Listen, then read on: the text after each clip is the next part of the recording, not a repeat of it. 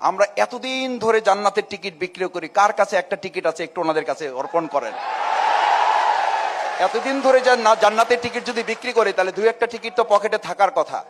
আমি বরং বলি জান্নাতের টিকিট যদি আমাদের কাছে থাকে তাহলে আমাদের জান্নাতের টিকিটের আলোচনা, জান্নাত জাহান্নামের আলোচনা আছে বলি আমাদের মধ্যে দলীয় কোন্দলে এখনো লোক মারা যায় নাই। জান্নাত জাহান্নামের আলোচনা আমাদের মধ্যে আছে বলি এখনো পর্যন্ত আমাদের হাজার হাজার লোক বহিষ্কার করতে হয় নাই। জান্নাত জাহান্নামের আলোচনার এই নৈতিকতা আমাদের মধ্যে আছে বলেই আমরা এখনো নিজেদেরকে একটা দেশপ্রেমিক মানুষ হিসেবে নিজেদেরকে তৈরি করতে সক্ষম হয়েছি। ধন্যবাদ ডিবিসি টেলিভিশন জনতার দরবারে। আজকে আমি ডক্টর শফিকুল ইসলাম মাসুদ, বাংলাদেশ জামাত ইসলামী 11 দলীয় নির্বাচনী ঐক্য বাউফল আসন থেকে আজকে আমাকে এখানে কথা বলতে সুযোগ করে দেওয়ার জন্য বিশেষ করে উপস্থিত উপচে পড়া দর্শকদের সবাইকে আমি শুভেচ্ছা জানাচ্ছি এবং যারা পরবর্তীতে শুনবেন